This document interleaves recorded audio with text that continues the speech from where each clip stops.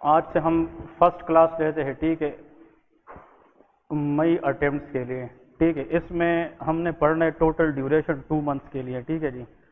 देखिए, पहले आप लोगों ने माइंड बनाना है कि एफसीपीएस पार्ट 1 लोग किस तरह एग्जाम देते हैं और पास कैसे करते हैं। ट्रिक्स आप लोगों को आने चाहिए। ठीक है, सबसे पहले तो एफसीपीएस पार्ट 1 पास करना बहुत आसान है। ये जो ग्रुप्स के अंदर लोग कहते हैं कि यार इसमें एमसीक्यूज इतने ऐसे आते हैं, मतलब डिफरेंट टाइप्स के लोग अपनी अपनी ओपिनियन देते हैं।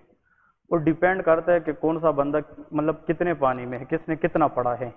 अगर आपने टॉपिक्स कम पढ़े हैं लेकिन अच्छे पढ़े हैं तो आपका एग्जाम आसानी से क्लियर हो जाता है। ठीक है, और आप लोगों ने माशाल्लाह हाउस जॉब भी की है, फिर आप लोगों ने प्रैक्टिकली लोग भी देखे हैं कि अगर किसी ने मेडिसिन में 3 महीने हाउस जॉब की है तो वही 4-5 डिजीज है जिसकी अकोरेंस ज़्यादा है ना। हर एक वार्ड के अंदर 7 से 8 बीमारियां है जो मोस्ट कॉमनली जो है ना वो आती हैं। एफसीपीएस पार्ट 1 के अंदर बेसिक्स है। बेसिक्स का मतलब यह है आपको थ्योरी आनी चाहिए, इसमें क्लिनिकली कुछ भी नहीं पूछा जाता। ठीक है, बेसिक के अंदर आपकी पैथोलॉजी है, फार्माकोलॉजी है, फिजियोलॉजी है, एनाटमी है, इम्यूनोलॉजी है, माइक्रोबायोलॉजी है। अब मुझसे बहुत से लोग ऐसे पूछते हैं कि सर मेडिसिन में क्या चीज़ आती है, सर्जरी में क्या आती है, रेडियोलॉजी में क्या आती है, या गायनी में क्या चीज़ आती है। हर एक का नाम डिफरेंट है लेकिन पेपर सेम होता है। ठीक है ना। इसका मतलब अगर कोई बंदा गायनी की पेपर में बैठता है ना, उसको भी पैथो भी आएगी, फिजियो भी आएगी, फार्मा भी आएगी। अगर कोई मेडिसिन में बैठेगा उसको पैथो, फार्मा, फिजियो। अगर कोई सर्जरी में बैठेगा फिर भी यही चीज़ आएगी, पीड्स में बैठेगा फिर भी यही चीज़ आएगी। लेकिन पीड्स में सिर्फ ये याद रखें, इसके अंदर जितनी भी चिल्ड्रन के अंदर डिजीजेज है, कंजेनेटल हार्ट डिजीज है, कंजेनेटल रीनल प्रॉब्लम्स है, वो सारे के सारे ज़्यादा पूछे जाते हैं। लेकिन जो चीज़ हम पढ़ेंगे उसका मैं क्लास के एंड में आप लोगों को एक तरीका बताऊंगा कि आप लोगों ने यहाँ से क्या पढ़ना है और इन बुक से क्या पढ़ना है, क्योंकि एफसीपीएस पार्ट 1 के लिए मुख्तलिफ लोग मुख्तलिफ बुक्स बताते हैं। तो मैंने सारे वो इकट्ठे किए हैं बुक्स, वो क्लास के एंड में आप लोगों को बताऊंगा कि घर जाकर आप लोगों ने क्या करना है और वह यहाँ से क्या पढ़ना है। तो ये जो तैयारी है ये एफसीपीएस पार्ट 1 भी क्लियर करेगा, ये इंशाल्लाह जेकेट एग्जाम भी कवर करेगा, ये एमडीएमएस एग्जाम भी कवर करता है। अब चाहे जिस एग्जाम में भी बैठे ना, बेसिक इज ऑलवेज बेसिक, वो आपको ही एग्जाम में मिलेंगे।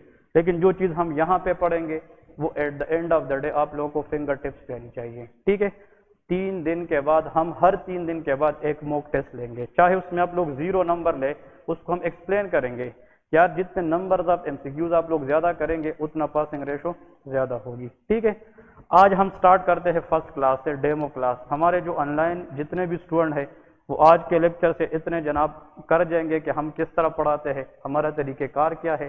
फिर हम मंडे से डेली बेसिस पे 2 लेक्चर्स लेंगे, हर एक लेक्चर का दौरान ये 1.5 घंटे का होगा।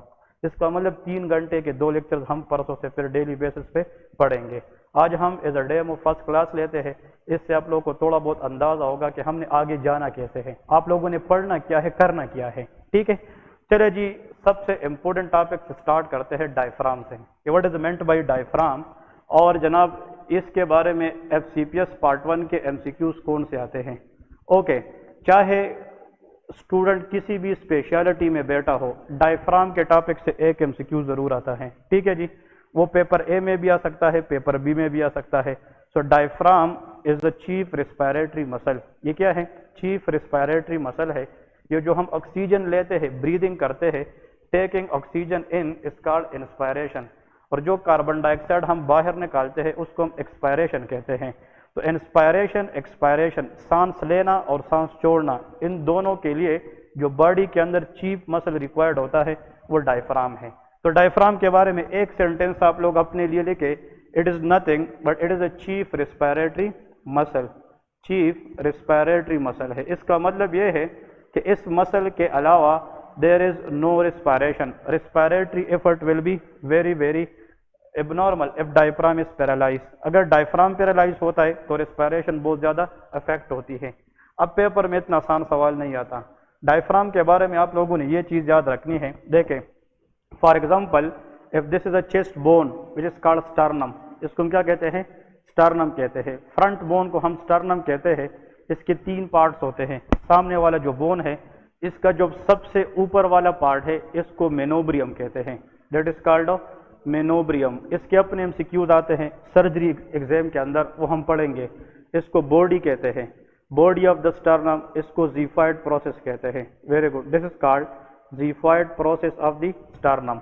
इसका मतलब ये है this is the main chest bone we have in the chest cavity. जो चेस्ट कैविटी है इसका जो फ्रंट बोन है इसको हम फ्रंट बोन भी कहते हैं, चेस्ट बोन भी कहते हैं, स्टर्नम भी कहते हैं। स्टर्नम की कितनी पार्ट से? 3 पार्ट से, मेनोब्रियम, बॉडी एंड xiphoid प्रोसेस। अब देखें इस स्टर्नम के दोनों अतराफ पे इस तरह रिब्स है, दीज आर रिब्स। तो रिब्स दोनों अतराफ पे है, 12 पेयर्स ऑफ रिब्स है on both side, left and right side, दोनों साइड पे रिब्स है। अब ये स्टर्नम जहां पे खत्म होता है इसके साथ इस तरह डोम शेप एक मसल होता है। This is a dome shape muscle, it is present below the sternum. This dome shape muscle is called diaphragm. इसको हम क्या कहते हैं? डायफ्राम कहते हैं। So this is a muscle which is present below the sternum and that is called diaphragm। इस diaphragm का connection किसके साथ होता है? स्टर्नम के साथ होता है, ठीक है जी। और डायफ्राम के बाद जो नीचे कैविटी है इसको हम एब्डोमेन कहते हैं, दैट इज एब्डोमेन। ऊपर जो कैविटी है इसको हम थोरेसिक कैविटी या चेस्ट कैविटी कहते हैं। देखें अब 2 चीजें याद रखें, अगर मैं इस तरह खड़ा हूं, ये चेस्ट कैविटी है, नीचे क्या है? एब्डोमेन है। तो एब्डोमेन और चेस्ट कैविटी के दरमियान जो डिफरेंशिएटिंग मसल है उसको हम क्या कहते हैं? डायफ्राम कहते हैं। इसका मतलब अगर इंसान ऐसा खड़ा है उसकी चेस्ट कैविटी के और एब्डोमेन कैविटी के दरमियान मसल को हम डायफ्राम कहते हैं, और diaphragm is the chief respiratory muscle. अब इसका एग्जाम में हमें क्वेश्चन किया था, मैंने जब FCPS दिया था ना, हमें इसका एक क्वेश्चन आया था। वो क्वेश्चन ये था कि प्रीनिक नर्व, देखे प्रीनिक नर्व इज इनर्वेट डायफ्राम। इसका मतलब ये है कि डायफ्राम को इनर्वेट करने वाला जो नर्व है उसको क्या कहते हैं? Phrenic nerve. So phrenic nerve is innervate diaphragm. अब ये MCQs हर एक को आना चाहिए। Having root value dash. अब ये MCQs हमें आया था जब मैंने एग्जाम दिया था। ऑप्शन ये था C1, C2, C3, option B C2, C3, C4, option C C3, C4, C5 and option D C4, C5 and C6। ये क्वेश्चन हर साल आता है, चाहे एग्जाम सर्जरी का हो, चाहे वो मेडिसिन का हो, चाहे वो गायनी का हो। हर एक FCPS पार्ट 1 में एग्जाम क्वेश्चन ये जरूर आता है। Phrenic nerve is a nerve which innervate the diaphragm. तो ये आज के बाद पता चल गया कि जो डायफ्राम की नर्व सप्लाई है वो फ्रीनिक नर्व है। और फ्रीनिक नर्व आई कहाँ से है? ये सर्वाइकल एरिया से आई है। कहाँ से आई है? सर्वाइकल एरिया, जो पीछे सर्वाइकल प्लेक्सिस है ना, यहाँ से आई है। अब देखें सर्वाइकल को अगर हम देखें C1, C2, C3, C4, C5, C6 इस तरह गई है ना, फिर थोरेसिक स्टार्ट होती है। तो इधर देखें यहाँ पे ये कौन सी है रूट? C3। ये कौन सा रूट है? C4। और ये क्या है? C5। देखें एक नर्व निकलती है C3 से, एक C4 से और एक C5 से, और ये तीनों रूट जब आपस में मिल जाती है तो इससे कितनी नर्व बन जाती है? एक। The combination of C3, C4 and C5, इसकी कॉम्बिनेशन से जो रिजल्टेंट नर्व बनती है दैट इज कॉल्ड प्रेनिक नर्व। इसका मतलब ये है, और ये प्रेनिक नर्व जाकर किस मसल को सप्लाई करेगी? डायफ्राम को सप्लाई करेगी। तो 2 MCQs क्वेश्चन आ गए ना कि डायफ्राम को सप्लाई करने वाली नर्व क्या है? वो प्रीनिक नर्व है।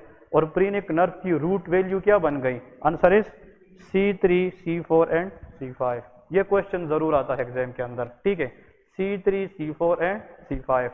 ओके, अब ये नर्व तो निकली है कहाँ से? सर्वाइकल एरिया से। अब ये नीचे आएगी और किस मसल को सप्लाई करेगी? डायफ्राम। तो अगर ये यहाँ से निकली है सर्वाइकल से और ये डायफ्राम की तरफ आएगी तो ये नेक में पास होगी क्या? नहीं। तो यहाँ पे नेक्स्ट MCQs लेके, ये MCQs भी बार बार आता है। What is the relation of, यही चीज आप लोगों को बुक्स में बहुत कम मिलती है लेकिन एग्जाम में जरूर आता है, ठीक है? What is the relation of phrenic nerve in the neck along with scalene anterior muscle। ये MCQs आता है, scalene anterior muscle। इसका मतलब ये है कि हमारे पास नेक के अंदर एक मसल होता है, यहाँ पे नेक के अंदर एक मसल है जो नेक की फ्लेक्शन कराता है। क्या कराता है? फ्लेक्शन। ये निक की फ्लेक्शन है, ये निक की एक्सटेंशन है। तो ऐसा मसल जो निक की फ्लेक्शन कराता है उसको हम स्केलिनी एंटीरियर मसल कहते हैं। इसका मतलब ये है, देखे यहाँ पे C3, C4, C5 इन तीनों चीज़ों से मिलकर कौन सी नर्व बन गई? फ्रीनिक नर्व। ये नीचे आ रही है किस मसल की तरफ? डायफ्राम की तरफ। तो ये नेक से पास होगी। अब नेक के अंदर से ये स्केलिनी एंटीरियर मसल के साथ पास होगी। अब एमसीक्यूज ये है, ये स्केलिनी एंटीरियर के पीछे पास होगी, या स्केलिनी एंटीरियर की फ्रंट से पास होगी, या लेटरल साइड से पास होगी, या medial. Answer is front, always interior. MCQs ये है कि अगर स्केलिनी मसल इंजरी हो जाए नेक के अंदर तो उसके ऊपर कौन सी नर्व डैमेज हो सकती है? Phrenic nerve damage. क्योंकि नेक के अंदर जो स्केलिनी एंटीरियर मसल है इसके फ्रंट से कौन सी नर्व गुजर रही है? फ्रीनिक नर्व गुजर रही है। तो आंसर इज इंटीरियर। इसमें आंसर क्या आएगा? इंटीरियर। ये एमसीक्यूज आता है कि scaleni anterior muscle injury in the neck will have increase risk of which nerve damage? Answer is phrenic nerve. Clear है? तो फ्रीनिक नर्व के बारे में जनाब आप लोगों को अभी तक 3 एमसीक्यूज मैंने बताए। Number 1, phrenic nerve supply which muscle? Diaphragm. Phrenic nerve की रूट वैल्यू क्या है? C3, C4, C5। और phrenic nerve relation to interior scaleni muscle in the neck is interior. Clear है? ओके जी। अब आप एग्जाम में बैठ गए, आप लोगों को चले, ये तो हार्ट फेवरेट एरिया है जो फ्रीनिक नर्व के बारे में पूछा जाता है। आप पेपर में बैठे हैं, कोई और नर्व भी आ सकती है, उसकी रूट वैल्यू पूछी जा सकती है। तो हेडिंग दे इंपॉर्टेंट नर्व रूट वैल्यूज, ये भी याद रखने हैं आप लोगों ने एग्जाम के लिए। इंपॉर्टेंट नर्व्स रूट वैल्यू, इसका मतलब ये है कि ये रूट वैल्यूज भी बहुत इंपॉर्टेंट है एग्जाम के लिए। आप लोगों ने ये जरूर याद रखने हैं कि बहुत से इंपॉर्टेंट नर्व है जिसकी रूट वैल्यू हमें पता होना चाहिए कि ये भी एग्जाम के अंदर कॉमनली टेस्टेड एग्जाम में आते हैं। सबसे इंपॉर्टेंट नर्व जो मेडिसिन, सर्जरी, गायनी, इसके लिए बहुत इंपॉर्टेंट है root value of pudendal nerve. कौन सी नर्व की? Pudendal nerve. तो देखिए यहाँ पे आप लोग नर्व का नाम लेके पुडेंडल नर्व, पुडेंडल नर्व, और यहाँ पे इसकी रूट वैल्यू लेके, रूट वैल्यू के पुडेंडल नर्व की रूट वैल्यू क्या है, ये कहाँ से आती है? सो पुडेंडल नर्व एक नर्व का नाम है जिसकी ओरिजिन सेक्रल प्लेक्सस से होती है। कहाँ से होती है? Sacral plexus. लंबर के बाद क्या होती है? सेक्रल। तो सेक्रल S1, S2, S3 इस तरह जाता है ना, लेकिन सेक्रल के अंदर कहाँ से? S2, S3 and S4। ये चीज़ें याद रखिए 3। अगर एग्जाम में आ जाए pudendal nerve is a nerve that arises from which root value? S2, S3, S4। This is a star MCQs question. बहुत एग्जामिनर इसके पीछे जनाब वो एग्जाम में क्वेश्चन करते हैं। ओके, नेक्स्ट क्वेश्चन ये है पुडेंडल नर्व का काम क्या है? What is the function of pudendal nerve? This nerve mainly innervate the skin of external genitalia. External genitalia male female दोनों के अंदर उसकी स्किन इनर्वेशन किसके पास होती है? पुडेंडल नर्व के पास होती है। ठीक है, तो पुडेंडल नर्व के साथ आप लोग सिर्फ ये लिखे कि it mainly innervate external genitalia of both sexes, male and of female. Number 1 point. Number 2, it can also innervate perineum area. ये किसको सप्लाई करती है? पीरिनियम। एनल केनाल और स्क्रोटम के दरमियान एरिया, डायमंड शेप एरिया को हम पीरिनियम कहते हैं। फीमेल में जो बर्थ केनाल है, वेजाइना और एनल केनाल के दरमियान स्पेस को हम पीरिनियम कहते हैं। तो चाहे एक्सटर्नल जेनिटिलिया मेल फीमेल दोनों की, चाहे पीरिनियम, दोनों की जो स्किन सेंसेशन है, इनर्वेशन है, वो कौन सी नर्व के पास है? पुडेंडल नर्व के पास है। तो इधर देखिए एमसीक्यूज किस तरह के गायनी वाले से इंपॉर्टेंट जो ज्यादातर गायनी में अपेयर होते हैं कि अगर एक फीमेल है वो डिलीवर कर रही है, बर्थ दे रही है बच्चे को, तो बर्थ के दौरान उसको पेन होती है, और जब वो पेन होती है ड्यूरिंग द डिलीवरी तो अराउंड द जेनिटिलिया होती है। तो हमें किस नर्व को ब्लॉक करना चाहिए? Pudendal nerve. तो pudendal nerve block is done to decrease the pain during delivery. ये एमसीक्यूज याद रखना है, ठीक है ना। इसका मतलब ये है कि वो कौन सी नर्व है जिसको हम एनेस्थेटिक देकर, लोकल एनेस्थेटिक देकर उसको हम एनेस्थेटाइज करके पेन की इंटेंसिटी को कम कराते हैं during the delivery. Answer is pudendal nerve. Clear है? नेक्स्ट एमसीक्यूज एक और आता है पुडेंडल नर्व के बारे में, ये भी इंपॉर्टेंट याद रखे। अगर एक फीमेल आती है, वो फॉर एग्जांपल ऊपर किसी हाइट से गिरती है, a female brought by there family member to the ER, emergency room, with history falling from a certain height. ये चीज़ सुन ले, एक फीमेल है वो किसी सर्टन हाइट से गिर गई है और जनाब वो ER में लाई गई है with one complaint that is called urinary incontinence. किसके साथ? Urinary incontinence. वो यूरिन पे होल्ड नहीं कर पाती, उससे यूरिन की जो है ना ड्रिबलिंग हो रही है। अब nerve which is damage lead to urinary incontinence is pudendal nerve. ये भी बहुत इंपॉर्टेंट MCQs है कि अगर फॉर एग्जाम्पल फीमेल आई है किसी सर्टन हाइट से वो गिर कर लाई गई है और उसके बाद उससे यूरिन की ड्रिबलिंग हो रही है, तो यूरिनरी इनकॉन्टिनेंस ये किस नर्व की डैमेज है? प्रूडेंटल नर्व की डैमेज है। अब आप लोग कहोगे क्लास लेने का फायदा क्या है? ये तो आप लोगों ने सीख लिया ना कि यार प्रूडेंटल नर्व जेनिटेलिया को सप्लाई करती है, पेरिनियम को सप्लाई करती है, और यूरिनरी इनकॉन्टिनेंस के अंदर कौन सी नर्व डैमेज होती है? Prudential nerve. तो शायद आप लोग मई अटेम्प्ट में बैठे हो और उसमें ये आया है जी बोथ सेक्सेस के लिए। और अगर एग्जाम में ये क्वेश्चन आ जाए कि if someone fall from the height with urinary incontinence which one of the following root value is involved, answer is S2, S3, S4। क्योंकि यूरिनरी इनकॉन्टिनेंस के अंदर कौन सी नर्व जाएगी? Pudendal nerve. तो वो प्रूडेंटल नर्व अगर ना पूछे उसकी रूट वैल्यू पूछ सकती है कि नहीं? So the root value for pudendal nerve is S2, S3 and S4। ये कुछ पॉइंट्स है जो आप लोगों ने फॉर द एग्जाम पर्पस बहुत इंपॉर्टेंटली याद रखनी है। क्लियर है? ये बहुत इंपॉर्टेंट है।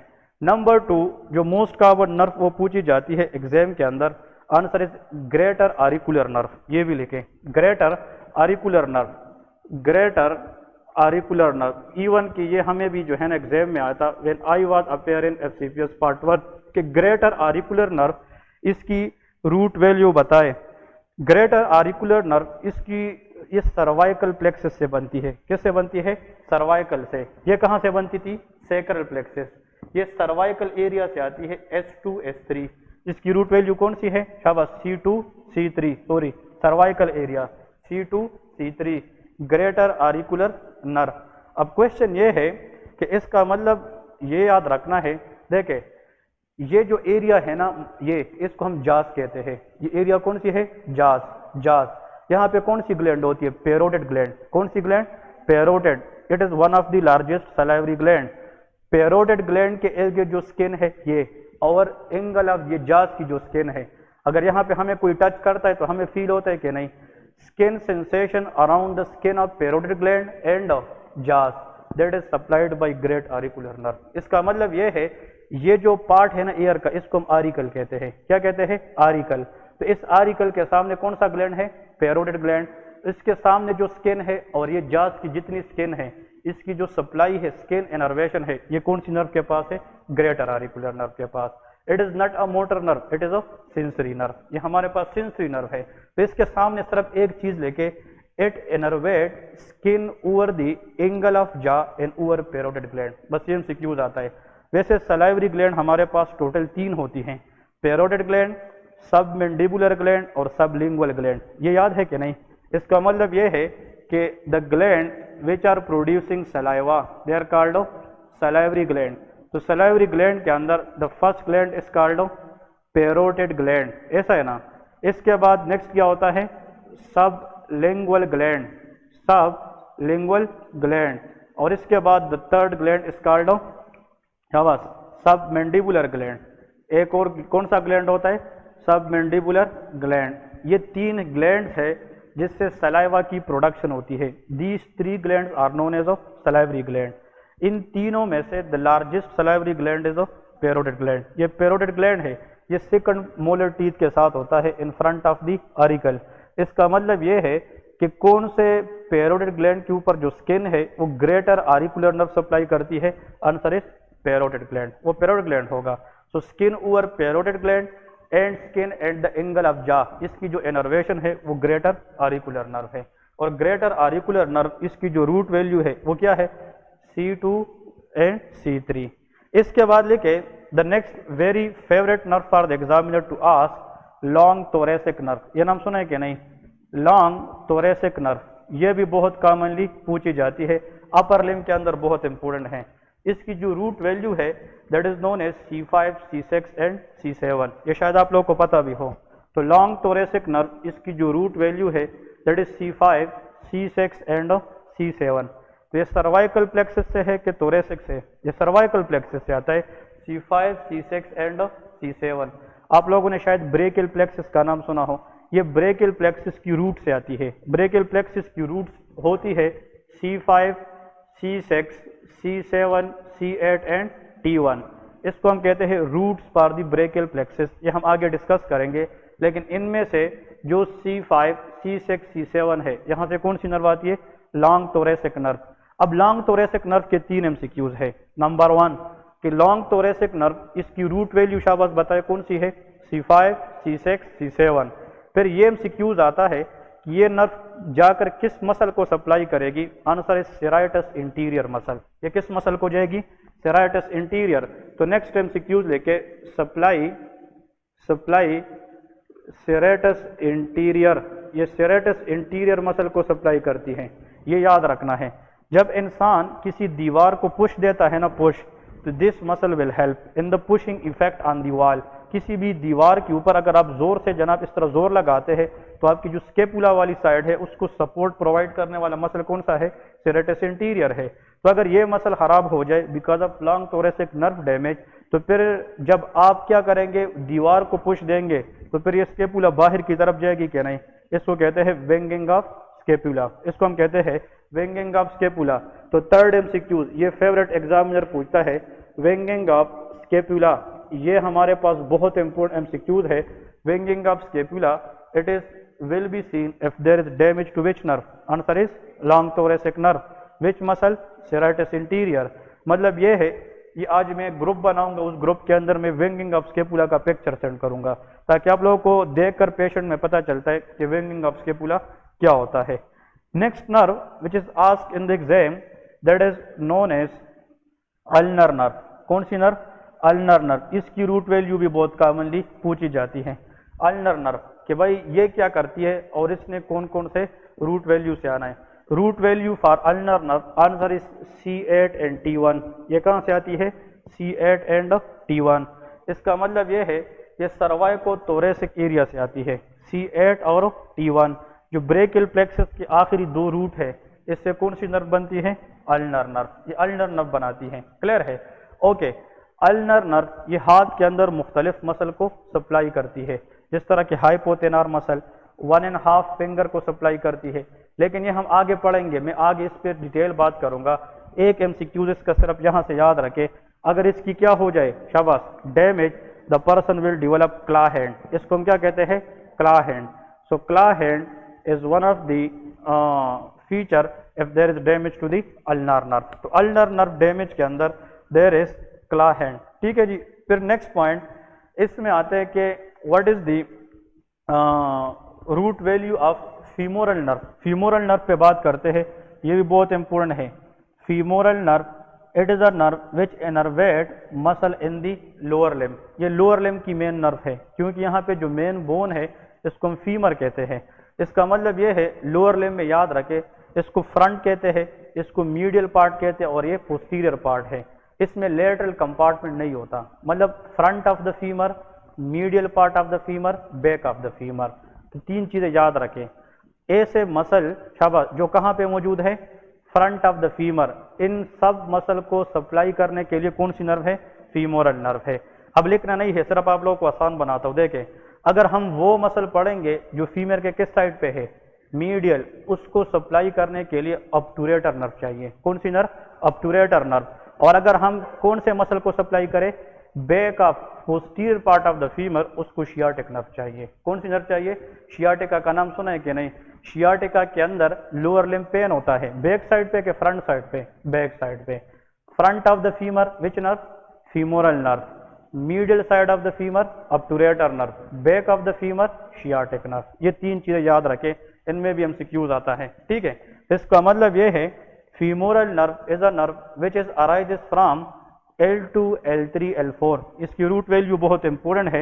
ये लंबर प्लेक्सस से आता है। लंबर प्लेक्सस में कौन सा? L2, L3, L4। और ये नर्व किस मसल को सप्लाई करेगी? Front of the thigh. इसका मतलब ये है फ्रंट ऑफ द थाई। देखें, अ पेशेंट लेके MCQs brought to the ER with inability inability to extend the knee joint. Which of the following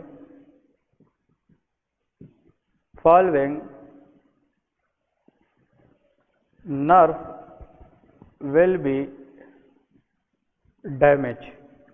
अब ये क्वेश्चन है, आप लोगों ने याद रखना है, ठीक है। पेशेंट है जनाब, हिस्ट्री वो कुछ भी दे सकते हैं, मैं सिर्फ आप लोगों को आसान बनाता हूँ। कोई भी बंदा ईआर में लेके आए with the history of road traffic accident, with the history of gun shot injury, with the history of falling from the height, लेकिन the person can not able to extend the knee, वो knee joint को extend नहीं कर सकता। एक चीज याद रखिए, ये अपर लिम्ब है, अपर लिम्ब का जो फ्रंट है ना, front, it is called flexor compartment. इसको क्या कहते हैं? फ्लेक्सर। इसके जितने भी मसल है फ्रंट पे, ये क्या करते हैं? फ्लेक्शन। इसकी बैक मसल क्या करते हैं? एक्सटेंशन। तो जल्दी बताए, front muscle is flexor, back muscle is extensor. It is opposite in the lower limb. Front muscle is extensor, back muscle is flexor. तो इसका मतलब अगर मैं इस नी ज्वाइंट की क्या करता हूं? एक्सटेंशन, तो फ्रंट से काम लूंगा कि बैक से? फ्रंट से। और अगर मैं इसकी फ्लेक्शन करूंगा तो बैक से काम लूंगा। अब एक बंदा है, वो नी ज्वाइंट को क्या नहीं कर सकता? एक्सटेंड नहीं कर सकता, तो उसका फ्रंट मसल खराब है कि बैक? फ्रंट मसल खराब है। तो फ्रंट मसल को कौन सा नर्व सप्लाई करता है? Answer is femoral nerve damage. ये एमसीक्यू इस तरह आता है। तो अगर फीमोरल नर्व डैमेज हो जाए, front of the thigh muscle will not work properly, और अगर वो काम नहीं करेंगे तो which function will be disturb? Extension of the knee. Clear है? तो ये क्वेश्चन याद रखिए, ये बेसिक एग्जांपल है। और अगर कोई एग्जामिनर फीमोरल नर्व ना पूछे और वो कहे कि कोई बंदा है वो एक्सटेंशन ऑफ द नी नहीं कर सकता, और वो बताए भी एग्जाम में कि उसकी कौन सी नर्व डैमेज है? Femoral. Which root value has to be damage? L2, L3, L4। इस तरह क्वेश्चन आता है कि आपको पता होना चाहिए कि यार इस नर्व की रूट वैल्यू भी क्या है, ये आती कहाँ से है। ठीक है जी। इसके बाद लास्ट नर्व लेके शियाटिक नर्व, वो भी इंपॉर्टेंट है एग्जाम। ये मैं सिर्फ रूट वैल्यू की नर्व बता रहा हूँ, हम आगे उसको मजीद भी पढ़ेंगे, दैट इज शियाटिक नर्व। तो शियाटिक नर्व पे भी बहुत इंपॉर्टेंट एमसीक्यूज आते हैं। शियाटिक नर्व, तो शियाटिक नर्व के बारे में याद रखें, इसकी जो रूट वैल्यू है वो L4 से स्टार्ट होती है। L4 के बाद क्या होता है? L5, S1, S2 and S3। ये एमसीक्यूज है। शियाटिक नर्व की जो रूट वैल्यू है, इसमें 2 लंबर की है और 3 सैक्रल की है, इसलिए इसको हम क्या कहते हैं? Lumbosacral plexus. क्या कहते हैं? लंबोसैक्रल। इसका मतलब ये है L4 से लेके S3 तक जो नर्व है, इसको हम क्या कहते हैं? शियाटिक नर्व कहते हैं। क्लियर है? ये इंपॉर्टेंट एमसीक्यूज आता है। अब मुझे ये बताए कोई बंदा कि शियाटिक नर्व ये किन मसल को सप्लाई करेगी? फ्रंट ऑफ द थाई या back? Back of the thigh. अब लेके muscles of the back of thigh, ये याद रखने हैं आप लोगों ने, क्योंकि शियाटिक नर्व के साथ बहुत कॉमन आते हैं। चाहे आप लोगों को सारे मसल याद ना हो, लेकिन कुछ कुछ मसल है जिसको आप लोगों ने याद रखने हैं। तो लेके पोस्टीरियर बैक साइड को क्या कहते हैं? पोस्टीरियर कह सकते हैं compartment of thigh, posterior compartment of thigh. अब इसको देखे कि posterior compartment of the thigh, इसके कौन कौन से मसल है? Number 1, the group of muscle present on the back side of the thigh, it is known as hamstring group. इसको हम क्या कहते हैं? Hamstring muscles. जो स्पोर्ट्समैन होते हैं ना, उसको हैमस्ट्रिंग इंजरी होती है ना, तो जितने भी muscle back of the thigh पे है उसको एज अ ग्रुप क्या कहते हैं? Hamstring muscles. तो आप लोग तो पहले यहाँ पे लेके कि as a group these muscle are called hamstring muscles. ये जनाब इस ग्रुप को कहते हैं। अब इस हैमस्ट्रिंग ग्रुप के अंदर जो मसल्स आते हैं, one is called semitendinosus. Semitendinosus, ये नाम सुना है ना? Semitendinosus, it is one of the muscle present on the back side of femur. ठीक है। फिर इसमें जनाब नेक्स्ट लेके सेमी मेम्ब्रिनोसस, कौन सा मसल आता है? Semimembranosus, semimembranosus. फिर यहाँ पे नेक्स्ट एक मसल आता है, इसको हम कहते हैं बाइसेप्स फीमोरिस। कौन सा मसल? Biceps femoris. तो बाइसेप्स फीमोरिस।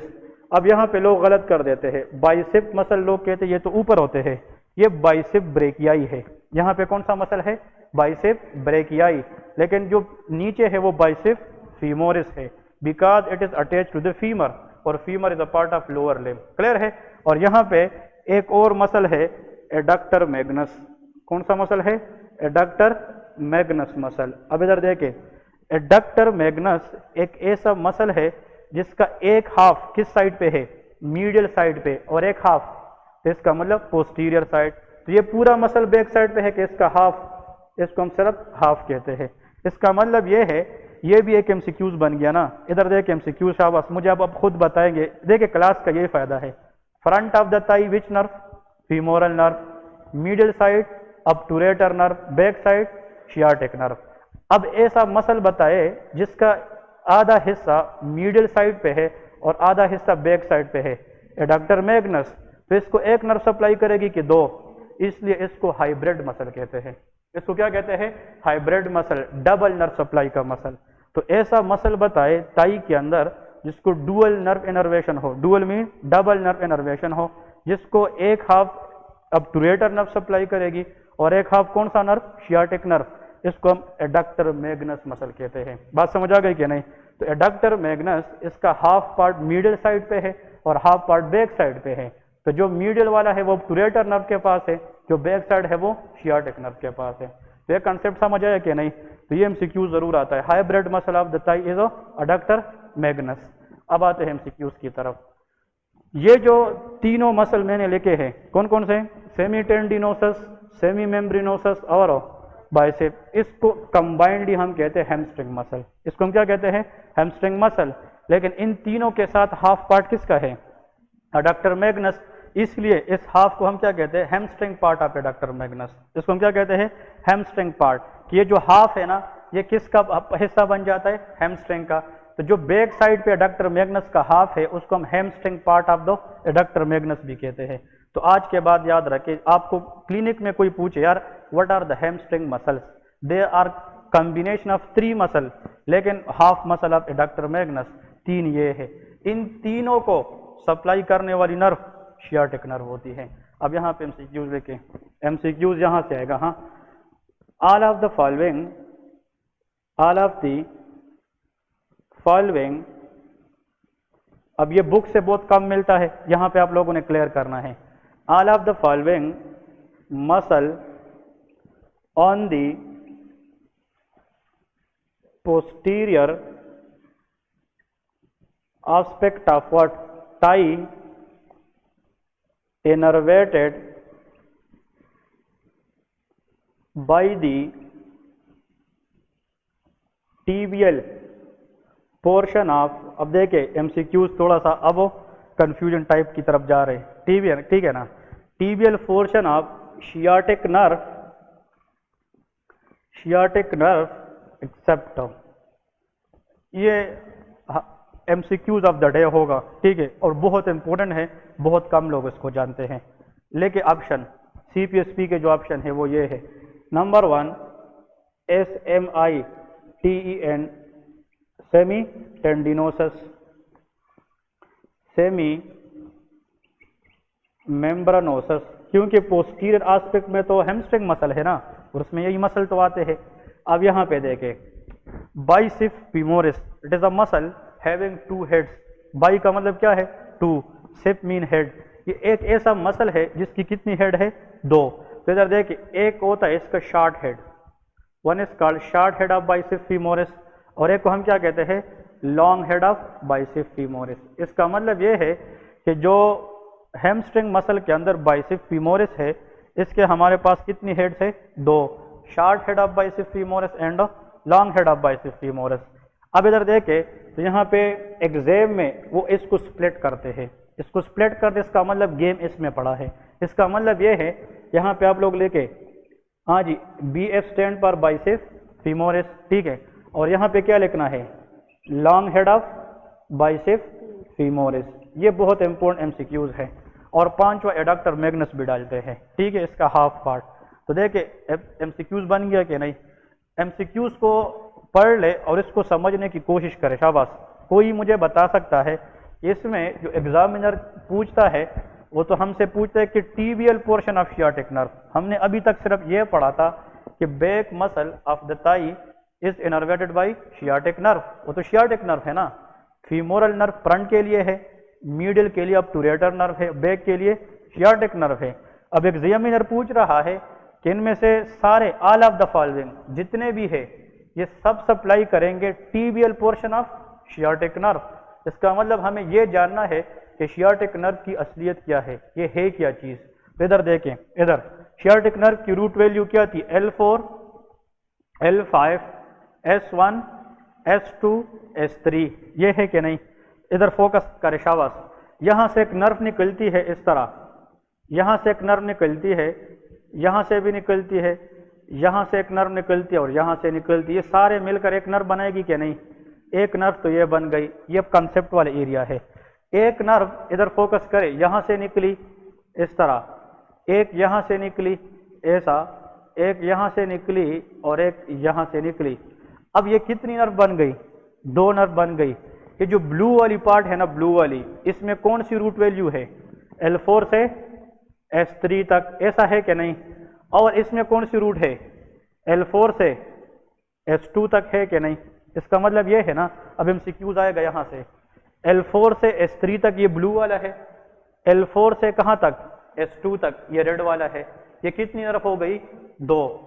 ऐसी नर्व जो स्टार्ट हो जाए L4 से और कहां पे एंड करे, इसको कहते हैं टीबियल नर्व। ये याद रखें, इसको क्या कहते हैं, टीबियल नर्व। अब आप यहां पे लोग गलत कर देते हैं, तो इसको आप लोग लेके टीबियल नर्व, इसको हम क्या कहेंगे शाबाश, टीबियल नर्व। तो आज के बाद टीबियल नर्व की रूट वैल्यू L4, S3। अब हमारा कंसेप्ट खराब हो गया कि यार शियाटिक नर्व किधर चली गई, वो भी हम पढ़ेंगे ना, इसको एक्सप्लेन करेंगे। अब ये वाला आप लोग मुझे बताए, इसकी रूट वैल्यू क्या है, शाबाश, L4, S2, इसको कहते हैं कॉमन पेरोनियल नर्व। नाम सुना है कि नहीं, common peroneal nerve, common peroneal nerve. अब यहाँ पे जो लेग है ना, लेग, इस लेग के अंदर दो बोन्स होती है, एक टीबिया है और एक फेबुला है। ये तो टीबियल नर्व टीबिया की तरफ जाएगी, लेकिन जो पेरोनियल है ये किस बोन की तरफ जाएगी, फेबुला। कॉमन पेरोनियल नर्व का दूसरा नाम क्या है, फेबुलर नर्व। इसको क्या कहते हैं, फेबुलर नर्व। तो शाबाश, मैंने क्या बोला है, जो टीबियल नर्व है उसकी रूट वैल्यू कहां से कहां तक है, हाँ जी, L4 से S3 तक। जो कॉमन पेरोनियल नर्व है इसकी रूट वैल्यू L4 से S2 तक है। अब इधर थोड़ा सा मुझे ध्यान दे, इधर देखे सारे, इन दोनों नर्व को, ये दोनों नर्व जब निकलती है तो ये एक शीट में, एक कवरिंग में क्लोज हो जाती है, एक कवरिंग इसके गिर्द आ जाती है। तो एक कवरिंग के अंदर दो बंदे, ये एक हो गए ना, इन दोनों की कॉम्बिनेशन को हम शियाटिक नर्व कहते हैं। ये MCQs आता है। तो sciatic nerve is not a single nerve, it is a combination of two nerve, tibial nerve and common peroneal nerve. अब समझ आ गई कि नहीं। तो यहाँ पे जो मैं आप लोगों को बताने वाला था कंसेप्ट, वो ये है कि शियाटिक नर्व में टीबियल नर्व आती है कि नहीं, हाँ जी। दिस इज कॉल्ड द, ये ब्लू क्या है, tibial portion of sciatic nerve, और ये क्या है, common peroneal portion of sciatic nerve. इसका मतलब ये है कि शियाटिक नर्व इन दोनों नर्व की कॉम्बिनेशन से बनी है। अब इसका मतलब ये है, ये जो यहां से जो नर्व निकली है लंबोसेक्रल से, ये एक धागे की तरह होगी कि दो धागे होगी, दो, और ये दोनों नीचे जाएगी बैक साइड पे, और इस दोनों को हम क्या कहते हैं, शियाटिक नर्व। अब जहन में ये आता है कि जो बैक के मसल है ये तो शियाटिक नर्व सप्लाई करेगी, लेकिन शियाटिक नर्व का कौन सा पार्ट, टीबियल पार्ट या कॉमन पेरोनियल पार्ट। अब MCQs ये है कि जो बैक के जितने मसल है ये कौन सा पार्ट सप्लाई करती है, टीबियल पार्ट, जितने भी मसल है। लेकिन ये क्या है, शॉर्ट हेड ऑफ बाइसेप्स फीमोरस, ये कॉमन पेरोनियल पार्ट सप्लाई करती है। ये MCQs आता है। इधर देखे, इसकी सप्लाई क्या है, आप बताएं, इसकी सप्लाई क्या है, टीबियल पोर्शन के कॉमन पेरोनियल, टीबियल पोर्शन। इसकी क्या है, टीबियल, इसकी क्या है, tibial. All muscles on the back of thigh supplied by the tibial portion of sciatic nerve except short head of bicep which is common peroneal nerve। अब ये MCQs भाई आता है इस तरह। तो देखिए ये निकालना पड़ता है MCQs कि आप लोगों को फिर ऑन द डे एग्जाम पता होना चाहिए। इधर देखिए इसका आंसर हुआ short head of bicep femoris. Clear है कि नहीं। sciatic nerve में कितनी पोर्शन है, दो, tibial portion, common peroneal portion. Which one is longest, tibial, उसमें L1 से L4 से S3, और कॉमन पेरोनियल में वो शॉर्ट है ना, इसलिए जो शॉर्ट पोर्शन है वो शॉर्ट हेड ऑफ बाइसेप को सप्लाई करेगी। तो ये भी याद रख सकते हैं एग्जाम के दिन में, तो शॉर्ट है ये शॉर्ट हेड पे जाएगी कि नहीं जाएगी। तो एग्जाम में अगर कंफ्यूज हो गए ना यार कि कौन सा, तो short portion of sciatic is common peroneal, वो शॉर्ट हेड ऑफ बाइसेप में जाएगी। अब इसका मतलब ये है ऐसा एक मसल बताए बैक ऑफ द थाई पे इनमें से जिसको शियाटिक के दोनों पोर्शन सप्लाई करेगी वो बाइसेप्स फीमोरस है। तो उसका लॉन्ग हेड टिबियल पार्ट है, शॉर्ट हेड कॉमन फ्यूनेट पार्ट है। क्लियर हुआ कि नहीं? ये एमसीक्यूज यहाँ से जरूर आता है, ये आप लोगों ने याद रखना है, एग्जाम के अंदर इसके क्वेश्चन कॉमनली पूछे जाते हैं। ठीक है जी, ओके। नेक्स्ट एक और कंसेप्ट की तरफ जाते हैं। ओके जी, नेक्स्ट कंसेप्ट की तरफ जाते हैं। लेके एक प्रीवियस एग्जाम के अंदर एमसीक्यूज क्वेश्चन आया था, वो भी आप लोग अपने पास नोट करिए कि इन अ समर सीजन, लेके ये कंप्लीटली डिफरेंट एमसीक्यूज है। एफसीपीएस पार्ट 1 की तैयारी है ये, ठीक है ना? आप लोग को ये चीजें इस तरह 2 महीने इस तरह पढ़ोगे, सारे क्वेश्चन उधर पढ़े होंगे, ठीक है ना? यहां पे लेके in summer season, in summer season in fasting man,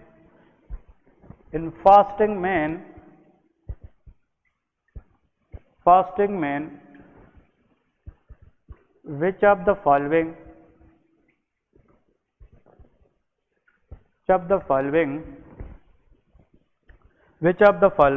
water conserving hormone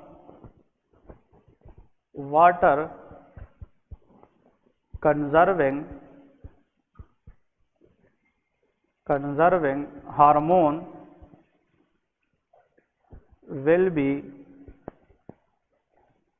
raised to regulate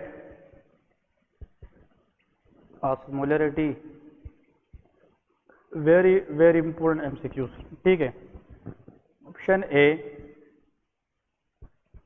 prolactin, growth hormone,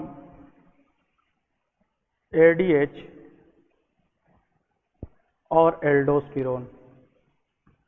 अब देखिए, ये हम अब फिजियोलॉजी की तरफ जा रहे हैं, ठीक है ना?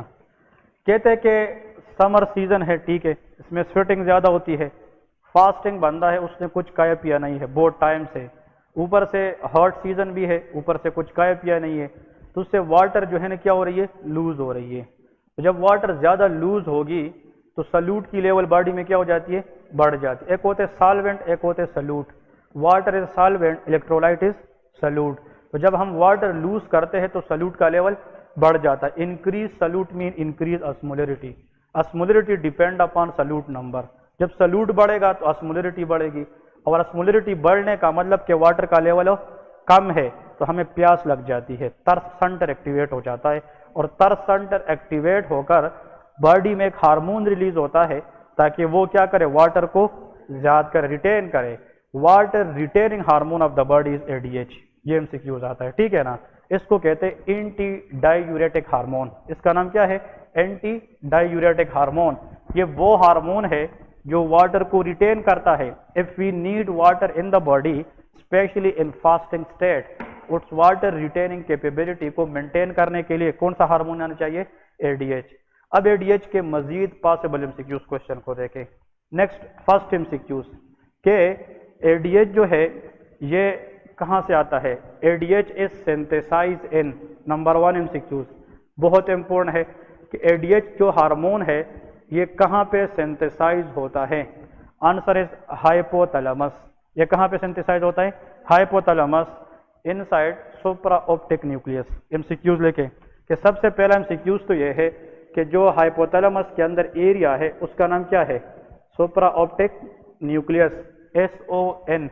सुप्रा optic nucleus is the part of hypothalamus where 90% ADH is synthesize. और जब ये हाइपोथैलेमस में बनता है, स्टोर होने के लिए और रिलीज होने के लिए very good posterior pituitary gland में आता है। कहाँ पे आता है? पोस्टीरियर।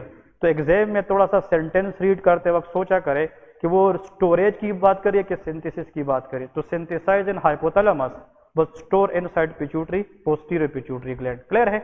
ओके, नेक्स्ट एमसीक्यूज देखें।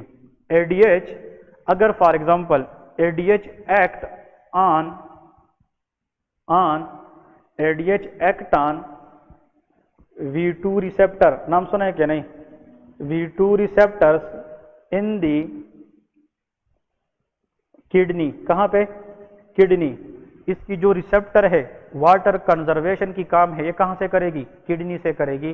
तो किडनी के अंदर जाकर ये काम आता तो ऊपर से है लेकिन काम के लिए किडनी में जाएगी और किडनी के अंदर किस रिसेप्टर पे अटैच होगी, V2 रिसेप्टर। ये भी एमसीक्यूज आता है। और अगर फॉर एग्जांपल ये V2 receptor ADH act on V2 receptor in the kidney through which, ये एमसीक्यूज है, क्योंकि अब ये PMDC एग्जाम तो नहीं है ना, थोड़ा सा इंक्रीज पढ़ना है ना, ज्यादा पढ़ना है, ताकि स्पेशलिटी है यहाँ PMDC में। यहाँ तक इम्पोर्टेंट पॉइंट है कि ADH किस रिसेप्टर पे काम करता है, V2 पे काम करके through which second messenger system. इधर देखिए, अब आप लोगों को मैं थोड़ा सा मैसेंजर सिस्टम के बारे में बताता चलूं फिजियोलॉजी के अंदर। देखिए, अगर फॉर एग्जांपल नॉर्मल कंसेप्ट इसका ये है, ये बॉडी के अंदर कोई भी आप लोग सेल ले ले, ये क्या है, कोई भी सेल ले ले, इस सेल से हमने कोई काम करना है, चाहे ये सेल हमें हार्मोन बना के दे, चाहे ये सेल हमें एंजाइम बना के दे, चाहे ये सेल हमें प्रोटीन बना के दे, चाहे इस सेल से हम वाटर कंजर्व करें। इसका मतलब कोई भी काम अगर आप किससे करना चाहते हो, सेल से, तो सेल को बाहर से हेलो हाय कहना चाहिए, सेल को एक्टिवेट करना चाहिए। तो इधर देखें, सेल के ऊपर अपने क्या होते हैं, रिसेप्टर्स होते हैं। कुछ चीजों के लिए रिसेप्टर मेम्ब्रेन पे होते हैं, कुछ चीजों के लिए रिसेप्टर न्यूक्लियस में होते हैं। So different receptors are for different hormones and they located in different parts of the cell. अब यहाँ पे जो एमसीक्यूज है, मैं कहता हूँ जनाब ये एक सेल है, इसको मैं एक बंदा भेज रहा हूँ 1, ये 1 जो है ये ड्रग भी हो सकता है, ये 1 टॉक्सिन भी हो सकता है, या ये हार्मोन भी हो सकता है, कुछ भी हो सकता है। पहली चीज जो किस पे अटैच हो जाए, सेल पे, उसको फर्स्ट मैसेंजर कहते हैं। उसको क्या कहते हैं, फर्स्ट मैसेंजर। यार देखे, पहला मैसेज लाने वाला बंदा होगा कि नहीं, इस सेल को तो नहीं पता कि क्या हो रहा है, लेकिन सेल को बताने के लिए जो पहला बंदा आएगा उसको हम क्या कहेंगे, फर्स्ट मैसेंजर। एनीथिंग, चाहे वो ड्रग हो, टॉक्सिन हो या हार्मोन हो, जो सेल को अटैच हो जाए उसको क्या कहेंगे, फर्स्ट मैसेंजर। और फार्माकोलॉजी के अंदर इसको लाइगैंड कहते हैं। क्या कहते हैं, लाइगैंड, LIGAND, लाइगैंड। अब इधर देखे, इसने रिसेप्टर को एक्टिवेट किया ना, रिसेप्टर, तो ये रिसेप्टर इस बंदे की सिग्नल रिसीव करेगा कि ये कौन सा बंदा है, किस चीज के लिए आया है। तो फिर ये रिसेप्टर अंदर सेल को एक्टिवेट करेगा कि नहीं। इस सेल के अंदर पहले से कुछ केमिकल्स होते हैं, वो वेट करते हैं कि हमें कौन सा बंदा एक्टिवेट करे, रिसेप्टर। लेकिन वो तब करेगा जब रिसेप्टर को कोई बंदा एक्टिवेट करे।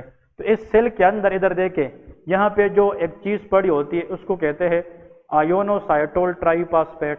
यहाँ पे क्या चीज पड़ी होती है सेल में, आयोनोसाइटोल ट्राइफॉस्फेट, IP3 इसका नाम होता है। नाम सुना है कि नहीं, I स्टैंड फॉर आयोनोसाइटोल ट्राइफॉस्फेट। इसके अंदर एक होता है साइक्लिक AMP। ये सेल के अंदर पहले से पड़े होते हैं, इधर फोकस करें। लेकिन ये सारे लोग डिफरेंट सेल में डिफरेंट औकात में काम करते हैं। अगर ADH जाए, इधर देखें, ADH जाकर कहाँ पे काम करे, किडनी, तो किडनी के लिए ADH फर्स्ट मैसेंजर है कि सेकंड है, वो फर्स्ट मैसेंजर है, क्योंकि किडनी पे ये आके काम करेगा। किडनी के किस रिसेप्टर पे अटैच होगा, V2, और रिसेप्टर पे अटैच होने वाला क्या होता है, फर्स्ट मैसेंजर। लेकिन ADH जब तक सेल के अंदर किसको एक्टिवेट ना करे, सेकंड मैसेंजर, तो सेल से काम करवा सकता है, नहीं। तो V2 रिसेप्टर के लिए फर्स्ट मैसेंजर क्या है, ADH खुद है, लेकिन किसके जरिए काम करेगा, सेकंड मैसेंजर, वो साइक्लिक AMP होगा। ये भी एमसीक्यूज आता है। तो ADH act on V2 receptor in the kidney to conserve the water, इस तरह है ना, by which second messenger system, cyclic AMP। ये एमसीक्यूज आता है इसको। तो what is the second messenger for ADH action, cyclic AMP। हम कहते हैं ना, जब इंसान को पानी की जरूरत होती है तो किडनी से वाटर को कंजर्व करना किसका काम है, ADH। लेकिन वो तब होगा जब इनसाइड द किडनी कौन सा मैसेंजर एक्टिवेट करे, साइक्लिक AMP। एमसीक्यूज, ADH होने के बावजूद भी अगर हम वाटर कंजर्व ना करें तो कौन से मैसेंजर सिस्टम का इशू होगा, साइक्लिक AMP। ये भी एमसीक्यूज आता है, ठीक है। Next MCQs, another MCQs question which is come for ADH in the exam is ADH act on V1 receptor in the blood vessel. ADH act on V1 receptor in the blood vessel. ये भी तो पता है सबको, ठीक है। अब यहां पे MCQs, through which mechanism, which second messenger। अब यहां पे आप लोगों को दो चीजें पता चल गई, which second messenger। दो चीजें याद रखें, शाबाश।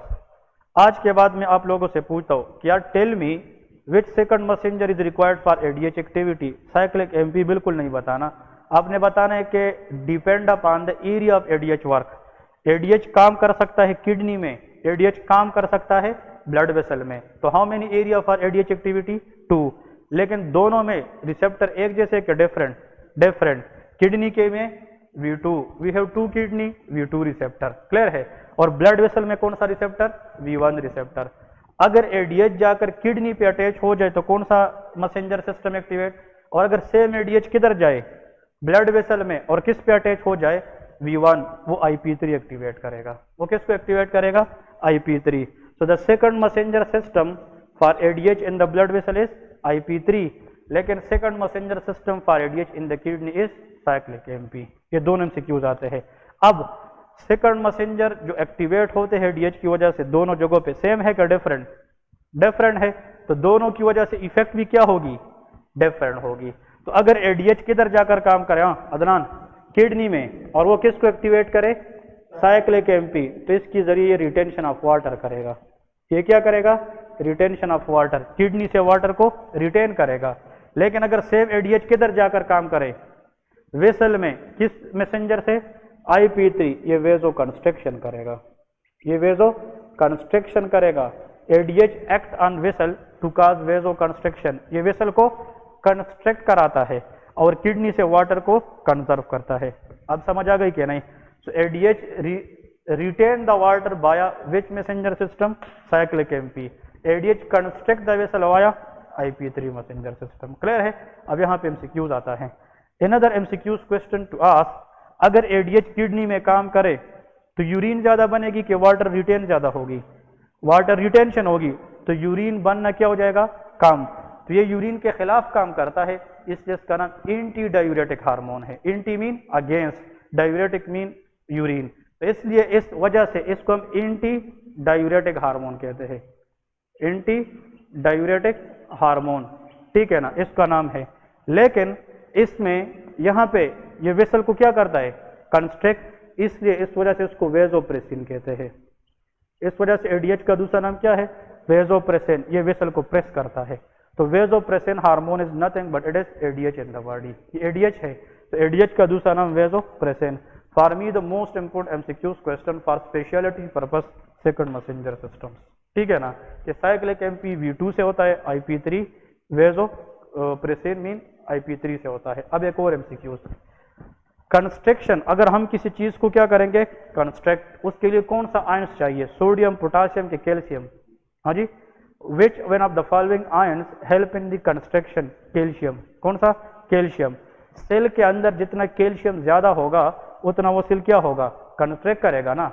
इधर देख एमसीक्यूज, IP3 मैसेंजर सिस्टम जब क्या हो जाता है, activate, IP3 has the ability to increase calcium inside the cell, ये कैल्शियम एक्टिवेशन का काम करता है। तो जब IP3 एक्टिवेट होता है तो ये कैल्शियम को एक्टिवेट करेगा सेल के अंदर, और सेल क्या होगा, कंस्ट्रक्ट, सेल कंस्ट्रक्ट होगा, पूरा वेसल कंस्ट्रक्ट होगा।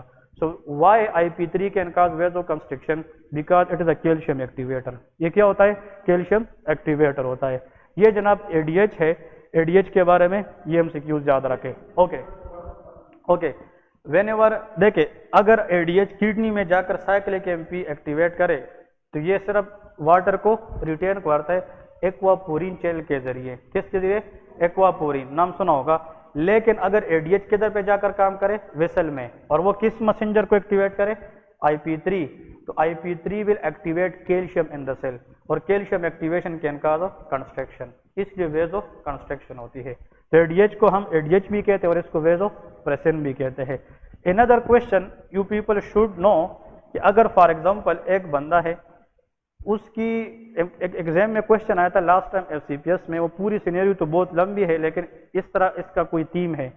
एक पेशेंट है, वो जनाब RTA में रोड ट्रैफिक एक्सीडेंट में लग गया था, ठीक है।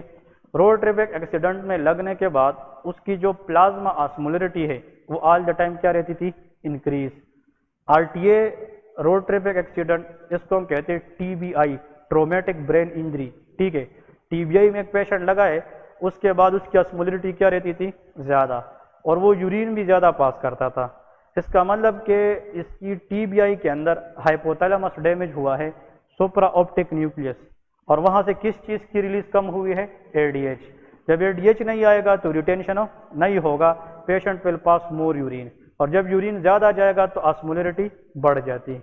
इसका मतलब यह है whenever a history is there in the exam, a traumatic brain injury followed by diuresis, increase urine with increased plasma osmolarity, think about lack of ADH secretion। ये किस चीज की कमी है? ADH। और ऐसा कंडीशन जिसमें ADH न आ सके इसको डायबिटीज इंसिपिडस कहते हैं। इसको हम क्या कहते हैं? Diabetes insipidus. तो diabetes insipidus is a condition in which ADH is not working or there is no release of ADH। या तो ADH आ ना जाए या ADH आए लेकिन रिसेप्टर पे काम ना करे। तो इधर देखे लैक ऑफ ADH, मैं कह रहा हूं क्या लैक ऑफ ADH का मतलब क्या है? अगर ADH यहां से ना आ जाए तो मसलन नेफ्रॉन के अंदर है कि ब्रेन के अंदर है? ब्रेन। इसको सेंट्रल डायबिटीज इंसिपिडस कहते हैं। इसको क्या कहते हैं? Central diabetes insipidus. क्योंकि सेंट्रल नर्वस सिस्टम का इशू है ना, हाइपोथैलेमस के अंदर से ADH नहीं आता, लेकिन अगर ADH आ जाए लेकिन रिसेप्टर म्यूटेशन है, म्यूटेशन इन रिसेप्टर्स, इधर देखे mutation of ADH receptor in the kidney, तो इसको हम कहते हैं नेफ्रोजेनिक डायबिटीज इंसिपिडस। तो ये MCQs भी याद रखे, एग्जाम के अंदर आ सकते हैं, नेफ्रोजेनिक डायबिटीज और सेंट्रल डायबिटीज इंसिपिडस। लेकिन diabetes insipidus overall is a defect of ADH hormone. अगर ये ब्रेन से ना आ जाए उसको सेंट्रल डायबिटीज इंसिपिडस, अगर ये आए लेकिन नेफ्रॉन के ऊपर V2 रिसेप्टर पे काम ना करे इसको हम नेफ्रोजेनिक डायबिटीज इंसिपिडस कहते हैं।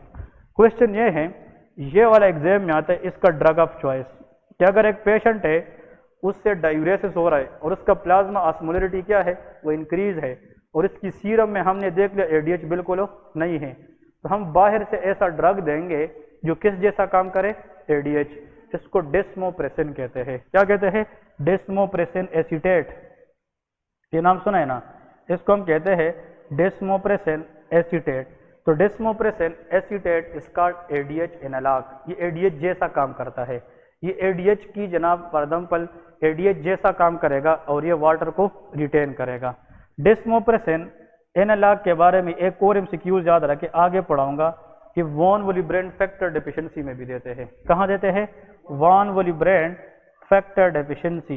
ये एक coagulation disorder, inherited coagulation defect है, von Willebrand factor deficiency. Von Willebrand factor deficiency के अंदर हम कौन सा ड्रग दे सकते हैं? डेस्मोप्रेसिन एसीटेट दे सकते हैं। तो डेस्मोप्रेसिन एसीटेट के कितने यूज मैंने आप लोगों को बताए? 2, सेंट्रल डायबिटीज इंसिपिडस में और वॉन वोलिब्रेन फैक्टर डेफिशिएंसी, और एक और भी लेके नॉक्टर्नल एन्यूरेसिस में दे सकते हैं। नॉक्टर्नल एन्यूरेसिस जो लोग 10 ईयर 12 ईयर में भी आते हैं बच्चे और still they bed inside the night, इसको हम कहते हैं यूरिनेशन ड्यूरिंग द नाइट। इसमें जनाब हम क्या यूज कर सकते हैं? डेस्मोप्रेसिन। अगर 12 साल का बच्चा या 13 साल और कोई पेरेंट्स कहे कि स्टिल ये जनाब यूरिनेट करता है बेड में, तो आपने उसको ऐसी गोली देनी है कि वो सोने से पहले खाए और वो यूरिन की बजाय वाटर की क्या करे? रिटेंशन करे। पूरी रात रिटेंशन करेगी तो यो यूरिन पास नहीं करेगा। Desmopressin is the drug. एक और चीज सिर्फ इधर देखे ताकि कॉन्सेप्ट क्लियर हो जाए फॉर एवरीवन, ये MCQs आता है। This is any blood vessel, कोई भी आप लोग ब्लड वेसल ले लें, this is the blood vessel. All blood vessel are lined by endothelial cells. कौन से सेल्स होते हैं? Endothelial cell. जितने भी ब्लड वेसल है इन सब को अंदर से सराउंड किया गया है किस सेल ने? एंडोथेलियल सेल ने। ठीक है, ये एंडोथेलियल सेल्स है। अब क्वेश्चन इसमें यह है कि अगर फॉर एग्जांपल यहाँ पे RBC रेड ब्लड सेल और व्हाइट ब्लड सेल और इसके साथ platelets, these are called blood cells, हमेशा ये वेसल के ल्यूमिन में रहते हैं, मिड में रहते हैं, RBC WBC एंड प्लेटलेट्स। इधर फोकस करें, अगर ब्लीडिंग हो रही है, कहीं से ब्लीडिंग हो रही है, उस ब्लीडिंग को रोकने के लिए हमें प्लेटलेट की एक्शन चाहिए। Platelet will help in the stoppage of bleeding. ये किससे काम करते हैं? स्टॉपेज। इधर देखें, अगर ये वेसल इंजर्ड हो जाए, अब ये इंजरी इंजर्ड है कि हेल्दी है? हेल्दी है, इसको हम हेल्दी एंडोथेलियल सेल कहते हैं। अगर ये सेल यहाँ पे क्या हो जाए? डैमेज, तो ब्लीडिंग स्टार्ट होगी क्या? नहीं। अब जब एंडोथेलियल सेल क्या हो जाए? डैमेज। तो इस एंडोथेलियल सेल के ऊपर एक जनाब ये एक चीज एक्सप्रेस करता है और इसको हम कहते हैं वॉन वॉल्यूब्रेंट फैक्टर। ये वॉन वॉल्यूब्रेंट फैक्टर जो है it is release by damage endothelial cell, और इस वॉन वॉल्यूब्रेंट फैक्टर के ऊपर एक रिसेप्टर होता है जिसका नाम है GP1B। इसको हम क्या कहते हैं? GP1B stand for glycoprotein 1B। इसका मतलब क्या है? ग्लाइकोप्रोटीन। और ये GP1B चाहता है कि मुझे ज्यादा से ज्यादा क्या अटैच हो जाए? प्लेटलेट। और जितना प्लेटलेट इधर अटैच होंगे तो ब्लीडिंग रुक जाएगी कि नहीं? क्लॉट बन जाएगा। तो क्लॉट तब बनेगा जब प्लेटलेट किसको अटैच हो जाए? GP1B। और GP1B रिसेप्टर किसके ऊपर होता है? Von Willebrand. और ये कहां से आता है? Damage endothelial cell. अब अगर एक बंदा ऐसा पैदा हुआ है बाय बर्थ के माँ बाप से उसकी वो जीन खराब है जिसमें क्या बना हो? वॉन वॉल्यूब्रेंट।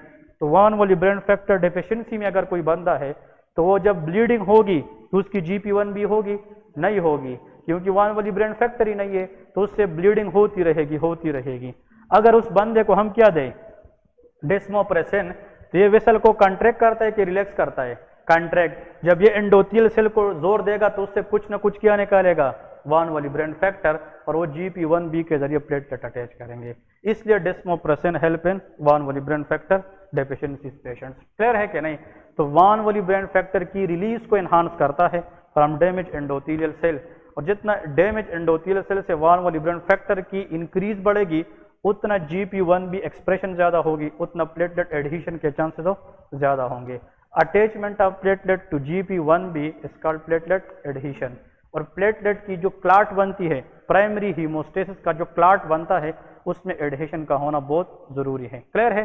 सो डेस्मोप्रेसिन एसीटेट ये नॉक्टर्नल एन्यूरेसिस में देते हैं, वॉन वॉल्यूब्रेंट फैक्टर डेफिशिएंसी में देते हैं, and it is also given for central diabetes insipidus. Clear है? एक MCQs ऐड करें। इसका मतलब ये है कि lung cancer producing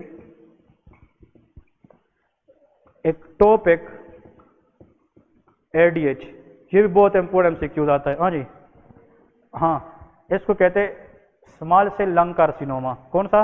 small cell lung carcinoma. हम आगे रेस्पिरेटरी सिस्टम में पढ़ेंगे। Small cell lung carcinoma, this is a cancer which is commonly seen in chronic smokers. ये स्मोकर्स के अंदर कॉमन है, specially arises from the lung. इस cancer के अंदर लंग से एबनॉर्मल किस चीज की प्रोडक्शन हो जाती है? ADH की। ADH कहाँ से आता है? हाइपोथैलेमस। लेकिन अगर इसकी आना कहाँ से हो जाए? लंग्स। नॉर्मल है कि एबनॉर्मल? इस एबनॉर्मल रिलीज को हम एक्टोपिक प्रोडक्शन कहते हैं। Ectopic mean abnormal. ऐसा कैंसर बताए लंग्स के अंदर जिसमें ADH एक्टोपिकली प्रोड्यूस हो रहा हो, small cell lung carcinoma. Exam में क्वेश्चन आएगा, this cancer commonly seen in older people. 50 साल का बंदा है, प्रीवियसली 30 साल से क्रोनिक स्मोकर है। अब वो आया है किसके साथ? Absence of urination. किसके साथ? Absence of urination. 30 साल से स्मोकर बंदा हीमोप्टाइसिस के साथ आया था। जब वो कफ करते उसमें फ्रेश ब्लड भी आता है। Fresh blood in the cough is a sign of malignancy in older people. साथ में उसकी प्रीवियस 3-4 महीने से वेट भी क्या हो रहा है? लूज हो रहा है। Weight loss, blood in the cough, chronic smoker, aged person, ये 4 चीजें जब भी आ जाए यू थिंक अबाउट मैलिग्नेंसी। और अगर इनके साथ साथ पेशेंट को यूरिन भी नहीं आता, इसका मतलब कोई ऐसा कैंसर है जिसमें क्या चीज प्रोड्यूस हो रही है? ADH अब नॉर्मली प्रोड्यूस हो रही है और वो वाटर को क्या कर रहा है? रिटेन। तो यूरिन होगा कि नहीं होगा? एब्सेंट। तो ऐसा लंग कैंसर जिसमें ADH एक्सेसिवली ज्यादा हो जाए and there will be lack of urine, which cancer you will suspect? Small cell lung carcinoma. Clear है? और ये जो ADH आया है ये तो ना एबनॉर्मल है। इस तरह की एबनॉर्मल रिलीज ऑफ ADH को किसके अंदर? स्मॉल सेल लंग कार्सिनोमा में SIADH कहते हैं। इसको हम क्या कहते हैं? SIADH, syndrome of inappropriate anti diuretic hormone. Syndrome of inappropriate ADH। ठीक है? तो MCQs ये है कि SIADH के अंदर स्मॉल सेल लंग कार्सिनोमा में एक्टोपिक प्रोडक्शन ऑफ ADH हो जाती है। क्लियर है? और जब ADH एक्सेसिवली बढ़ जाए, बहुत इंक्रीज हो जाए, condition will be known as SIADH। Clear है? ये पॉइंट इंपोर्टेंटली याद रखना है। लंग के अंदर कैंसर्स के नाम कौन कौन से हैं? वैसे बाय द वे किसी को पता हो, एक MCQ जहां से मजीद क्लियर करना चाहता हूं। लंग के अंदर कैंसर के नाम कौन कौन से हैं? लंग कैंसर में एक है स्मॉल सेल लंग कार्सिनोमा, एक है एडिनो कार्सिनोमा। कौन सा? ये सुन ले, small cell lung carcinoma, adeno carcinoma, squamous cell carcinoma. कौन सा? Squamous cell. एक होता है कार्सिनॉइड कैंसर। कौन सा? कार्सिनॉइड। शाबाश, बताए पहला क्या बताया था? Small cell lung carcinoma, adeno carcinoma, squamous cell carcinoma, carcinoid cancer, एक दो और भी है, चाहे लिस्ट जितना भी जाए। All cancers of the lungs are strongly associated with chronic smoking except adenocarcinoma which is commonly seen in non smoker. ये भी हमसे क्यूज आता है। The only one cancer in the lung which is commonly seen in non smoker, answer is adenocarcinoma. अब याद रहेगी क्या? नहीं, चाहे लंग कैंसर कोई भी एग्जाम में आ जाए, सबके अंदर मेटास्टेसिस सबकी डिफरेंट है, एग्रेसिवनेस सबकी डिफरेंट है, प्रोग्नोसिस सबकी डिफरेंट है, लेकिन सब में स्ट्रांग फैक्टर क्या है? वो क्रोनिक स्मोकिंग है। लेकिन एक कैंसर जिसमें स्मोकिंग का कंसेप्ट ही नहीं है, दैट इज ऑफ एडिनोकार्सिनोमा। याद रहेगी क्या? नहीं, adenocarcinoma is a cancer which is commonly affect in non smokers. ये हमसे क्यों आता है। ये आज के लिए एक डेमो लेक्चर था, ठीक है। हमने इस तरह मल्टीपल चीजें रोज हमने 3 से 4 घंटे पढ़नी होगी, ठीक है। आज फर्स्ट डे है, जो ऑनलाइन पढ़ रहे हैं उन लोगों को आइडिया आ जाएगा। हमारे लेक्चर में आप लोगों को डेली बेस पे हर चीज मिलेगी। अगर ये चीज आप लोग 2 महीनों तक हजम करें, एग्जाम इस तरह निकल जाएगा। यही तो आती है एग्जाम में, ठीक है। अब आते हैं 2-3 मिनट आप लोगों की कंसेप्ट के लिए। बहुत से लोगों ने यह पूछा है कि हम उसके साथ और मजीद क्या क्या चीजें पढ़े, मजीद क्या क्या चीज पढ़नी चाहिए। FCPS पार्ट 1 के लिए जितने भी लोग प्रेफर करते हैं ना, बहुत से लोग, तो ये हमारे पास सबसे पहला जो बुक है दैट इज रेफ्यूला नोट्स। इसको हम रेफ्यूला रेडियल नोट्स कहते हैं। आप लोगों ने नाम सुना होगा रेफ्यूला के बारे में। 9th एडिशन, 10th एडिशन, ये बुक मैंने खुद जो है ना 3-4 मरतबा इस तरह पढ़ी है। अब ये बुक जो है ये भी लोग पढ़ते हैं, इसके बारे में मैं आप लोगों को बता रहा हूँ। फिर कुछ लोग ये एनाटमी एसेंस इसको कहते हैं, एनाटमी एसेंस, ये भी एक बुक है। इसमें एनाटमी एक किस्म की रिव्यू बुक में जो है ना एक्सप्लेन की गई है। कुछ लोग ये भी देखते हैं, कुछ लोग ये देखते हैं, इसको कहते हैं तनवीर नोट्स। इसको क्या कहते हैं? तनवीर नोट्स। FCPS पार्ट 1 के लिए कुछ लोग ये भी मैंने 3-4 दफा इस तरह ये पढ़ी है सारी, ठीक है ना। इसका मतलब ये है, इसके अंदर आप लोगों को स्टेशन दिए गए हैं। जिस तरह मैं आप लोगों को यहाँ पे एक पॉइंट ये सेशन 3 है, इसमें 12 सेशन होती है और हर एक सेशन के अंदर 300 हैंडी पॉइंट्स है। इसका मतलब ये है, आप यहाँ से पढ़ोगे कि for example patient with anticoagulant warfarin answer is PT। इसको पढ़कर इंसान को कंफ्यूजन होती है कि इसका मतलब क्या है। ये वो बंदा पढ़ता है जिसकी नॉलेज 100% स्ट्रांग हो। तो अगर कोई ये सेशन फिर भी पढ़ना चाहे, इसका भी बता रहा हूँ इसके साथ क्या करना है। ये है SK फाइल जिसको कहते हैं, इसके ओरिजिनल, इसके गोल्डन फाइल इसको लोग कहते हैं, जो सलाउद्दीन सर ने लिखा है। ये भी मैंने पढ़ी है अंदर से इस तरह, ठीक है ना। ये SK वाला बुक है, ठीक है। इसके बारे में बता रहा हूँ। कुछ लोग कहते हैं कि यार फार्माकोलॉजी हम कहाँ से पढ़ें, तो ये फार्माकोलॉजी है जो केप्लान वालों की है, केप्लान फार्माकोलॉजी इसको कहते हैं। और गायनाकोलॉजी के लिए CK2 के अंदर जितना भी गायनी ऑप्स का पार्ट है वो इम्पोर्टेंट है। और आखिर में जनाब फर्स्ट एड है, ठीक है ना। कुछ लोग कहते हैं यार फर्स्ट एड भी पढ़े। अब ये सारी बुक्स मैंने आप लोगों के सामने इसलिए रखी है कि ये चीज़ें हमसे मतलब हमारी नज़रों से गुजरी है। इसका मतलब ये है, बिलीफ में अगर कोई बंदा इस एक बुक को भी उठाकर पढ़ना शुरू करे, साल गुजर जाएगा, ये ख़त्म नहीं होता। ऐसा है कि नहीं है। और माशाल्लाह आप लोगों ने PMDC क्लियर की है, या आप लोग पहले से इनमें से कुछ अटेम्प्ट दे चुके होंगे। आप लोगों की माशाल्लाह नॉलेज मुझसे ज़्यादा है। लेकिन ये है, क्लास लेने का यही फ़ायदा है कि डॉक्टर्स तो सारे पढ़ते तो सब है, लेकिन उस कम टाइम में अच्छा पढ़ाई, ये मेन चीज़ आप लोगों को चाहिए और वो मेरा काम है। इधर इस बोर्ड के ऊपर जितनी चीज़ हम लिखेंगे वो इस 6-7 बुक की कम्बिनेशन है। और मैं आप लोगों को जो चीज़ पढ़ाता हूँ उसके ऊपर मैं 2 से 3 घंटे खुद मेहनत करता हूँ कि कल हम ऐसी कौन सी चीज़ पढ़े ताकि कल को एग्जाम में उसी तरह आ जाए। इंशाल्लाह एक तो बात यह है कि हम जो डेली बेसिस पे पढ़ेंगे ना, इसमें 40 से 45 MCQs हम हल करेंगे इस तरह। ये तो आज हमने बहुत कम क्लास लिए, 2-2 क्लास होगी 1.5 घंटे की। तो अगर कोई बंदा डेली 2 महीनों तक 40 से 45 MCQs ये गेट किया करे और कंसेप्ट भी आती है, तो 2 महीनों के बाद 40 × 2 मंथ कितने बनेंगे? 700-800 हज़ार तक बनेंगे। और हम हर वीक में 2-2 मॉक टेस्ट लेंगे MCQs प्रैक्टिस के लिए, वो अलग MCQs हो जाएंगे। चीज़ वो पढ़ो जिस पे मेहनत कम और फ़ायदा ज़्यादा हो, ठीक है। इस फर्स्ट एड के अंदर अगर कोई फिर भी पढ़ना चाहे, आई will recommend pharmacology part of all systems. लेकिन वो सारी मैं पढ़ाऊंगा यहाँ पे, ठीक है। फर्स्ट एड आप लोग के हाथ में है, आप इन लोग इनको जहाँ से पढ़ना चाहे, लेकिन मेजॉरिटी स्टूडेंट डोंट नो कि इसको हम पढ़े कहाँ से। तो अगर किसी को नहीं पता इसके जितने कंटेंट्स है, आप लोग इधर आए हो, ट्रस्ट करे जो मैंने इस तरह पढ़ाने हैं। एक पॉइंट तो ये है, CK2 I will recommend to those specially who are going to appear for gynae and obs, ठीक है। गायनी ऑप्स की जितनी टॉपिक्स है ना, वो मैंने भी इधर से पढ़ाने हैं, लेकिन इधर जो लिखे हुए टॉपिक है उससे मैंने कुछ एक्स्ट्रा भी पढ़ानी है, और इन टॉपिक से हमने चीज़ें निकाल कर पढ़ानी है। वो चाहे कोई मेडिसिन में अपेयर हो रहा हो, सर्जरी में या पीड्स में, उन सबको मैंने पढ़ाना है, क्योंकि बेसिक इज ऑलवेज बेसिक, ठीक है।